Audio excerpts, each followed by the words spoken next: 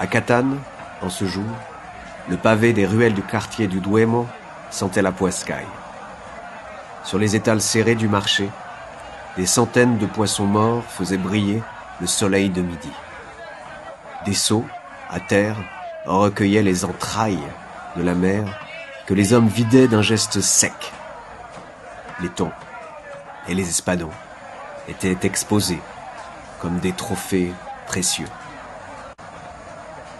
Les pêcheurs restaient derrière leurs tréteaux avec l'œil plissé du commerçant aux aguets. La foule se pressait lentement, comme si elle avait décidé de passer en revue tous les poissons, en regardant ce que chacun proposait, jugeant, en silence, du poids, du prix et de la fraîcheur de la marchandise. Les femmes du quartier remplissaient leurs paniers d'osier. Les jeunes gens, eux, venaient trouver de quoi distraire leur ennui. On s'observait d'un trottoir à l'autre. On se saluait, parfois. L'air du matin enveloppait les hommes d'un parfum de mer. C'était comme si les eaux avaient glissé de nuit dans les ruelles, laissant au petit matin les poissons en offrande. Qu'avaient-ils fait, les habitants de Catane, pour mériter pareille récompense ? Nul ne le savait. Mais il ne fallait pas risquer de mécontenter la mer, en méprisant ses cadeaux. Les hommes et les femmes passaient devant les étals avec le respect de celui qui reçoit. En ce jour, encore, la mer avait donné.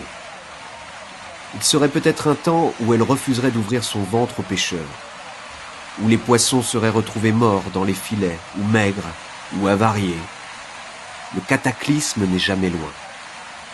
L'homme a tant fauté qu'aucune punition n'est à exclure.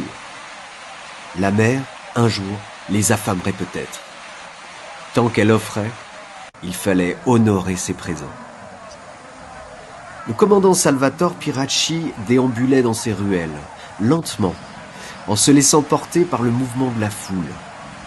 Il observait les rangées de poissons disposés sur la glace, yeux morts et ventre ouvert.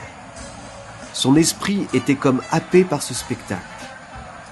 Il ne pouvait plus les quitter des yeux et ce qui pour toute autre personne était une profusion joyeuse de nourriture lui semblait à lui une macabre exposition.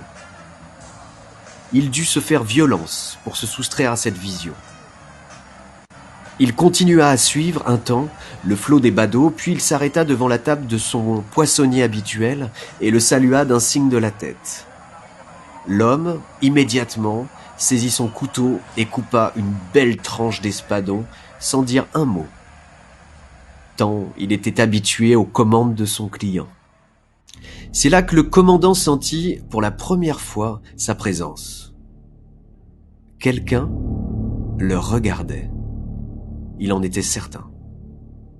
Il avait la conviction qu'on l'épiait, que quelqu'un dans son dos le fixait, avec insistance. Il se retourna d'un coup, mais ne vit rien d'autre dans la foule que les badauds qui avançaient à petits pas. Il croisa certains regards. Des hommes et des femmes s'étaient tournés vers lui, mais ce n'était pas cela.